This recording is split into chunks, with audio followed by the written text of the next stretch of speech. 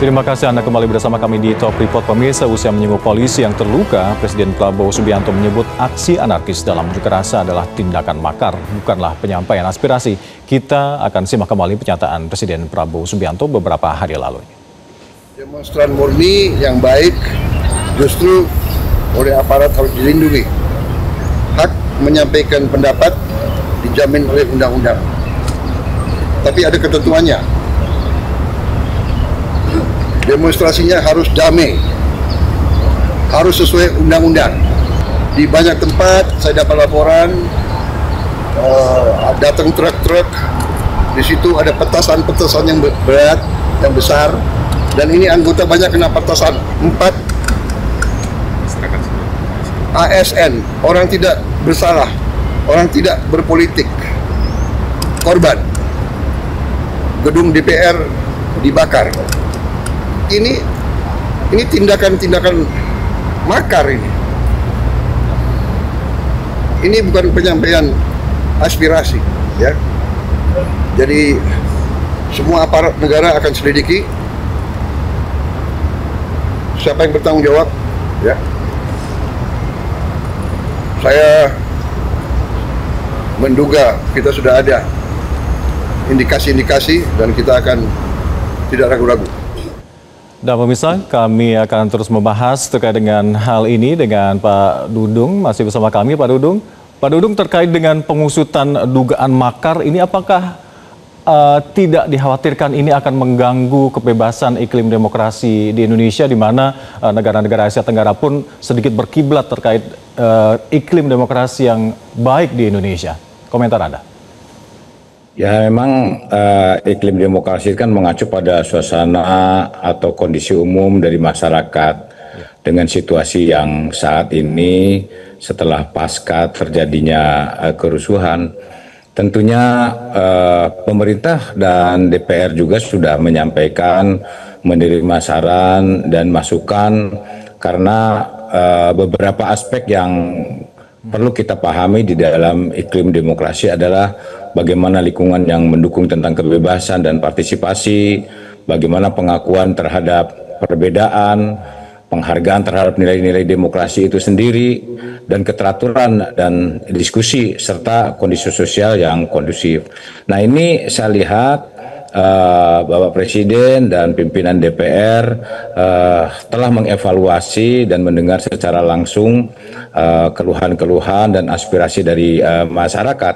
Tentunya ini akan menjadi pedoman untuk langkah-langkah ke depan, dan saya yakin situasi ini di dalam pengusutan ini tidak akan mengurangi nilai-nilai iklim demokrasi itu sendiri. Saya punya keyakinan masyarakat Indonesia, rakyat Indonesia paham apa yang sudah menjadi aspirasi yang sudah disampaikan, dan pemerintah pun termasuk DPR menerima apa yang menjadi masukan-masukan dan langkah-langkah ke depan yang nanti akan terukur sehingga bisa kita lakukan untuk kemajuan bangsa dan negara ini. Iya. Demikian.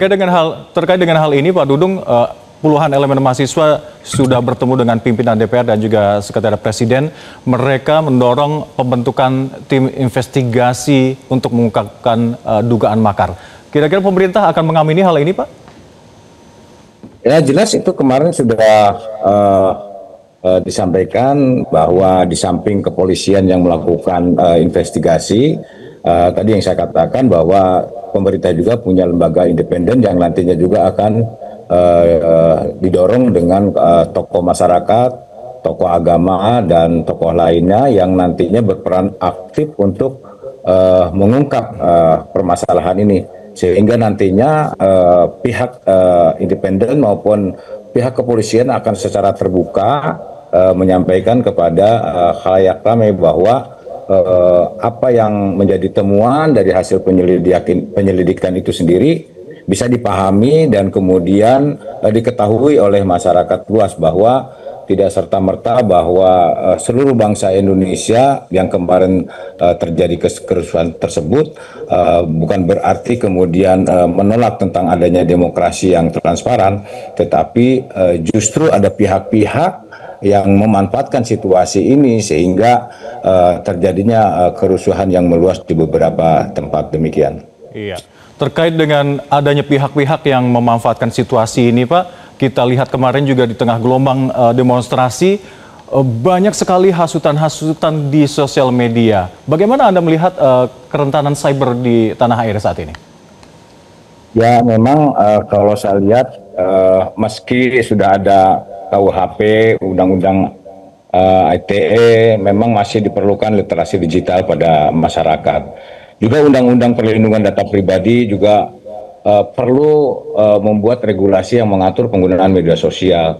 Karena memang saya lihat kemarin cukup liar, tanpa terkendali, dan situasinya memang begitu gencar sehingga sangat rentan sekali informasi-informasi negatif ini menyerap kepada masyarakat dan akhirnya menimbulkan suatu gerakan-gerakan yang cukup masif, dan ini betul-betul sangat dipahami oleh masyarakat bahwa seakan-akan itulah yang menjadi suatu kebenaran.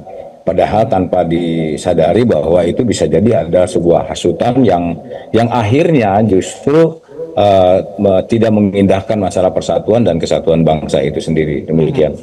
Dan Istana memberikan concern khusus terkait dengan maraknya hasutan-hasutan di sosial media ini, Pak? Hari Minggu sore kami dikumpulkan oleh Bapak Presiden. Bapak Presiden sangat serius sekali membahas masalah ini, dan ini tentunya penegak hukum diperintahkan segera untuk menyelidiki, dan semoga gerakan ini akan lebih cepat dan bisa terungkap secepatnya dan nanti akan disampaikan kepada media. Demikian. Iya. Pak Dudung, ada analisa yang menyebut bahwa ada George Soros adalah dalang di balik kericuhan yang mengacaukan Indonesia ini. Bagaimana komentar Anda? Ya memang banyak sekali informasi-informasi yang berkeliaran seperti itu, dan tentunya kita jangan ikut-ikutan menuduh tanpa bukti.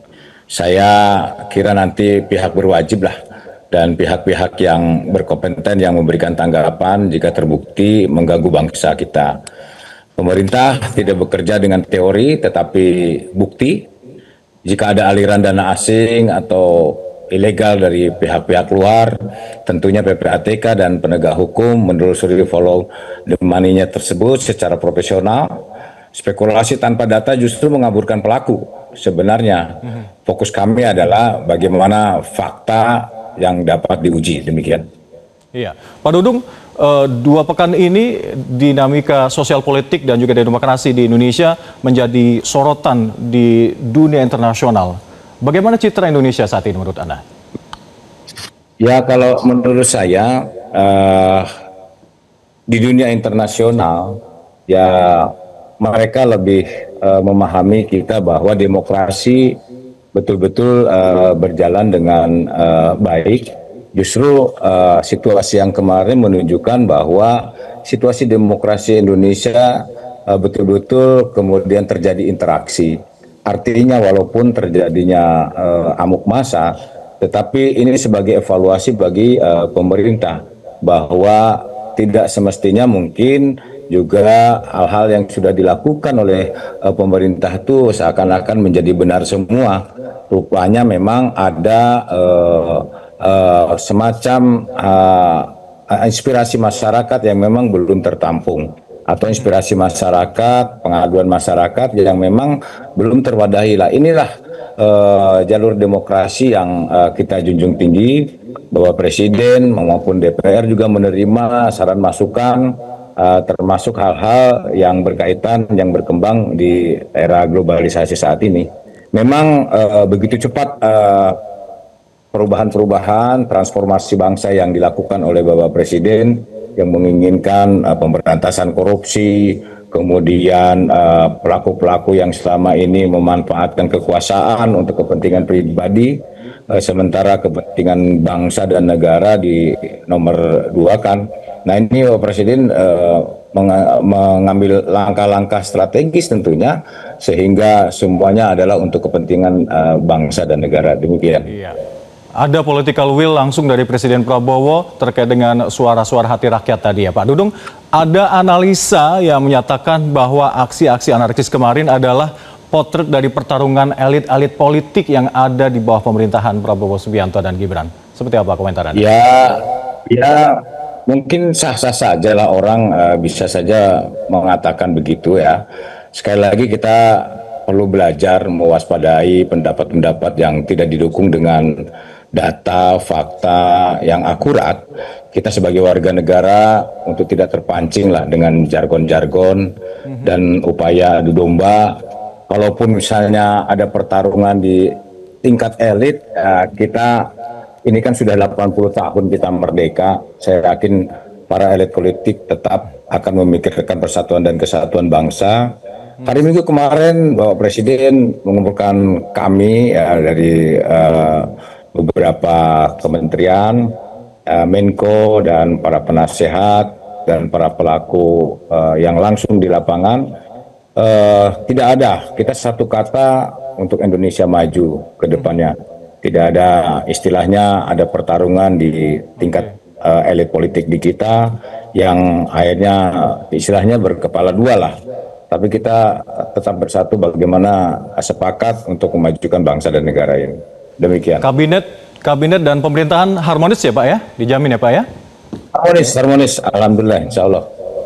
Baik, terima kasih Jenderal Purnawirawan Dudung Abdurrahman, Penasihat Khusus Presiden Bidang Pertahanan telah bergabung bersama kami di Metro TV. Sehat selalu Pak. Jelajahi cara baru mendapatkan informasi. Download Metro TV Extend sekarang.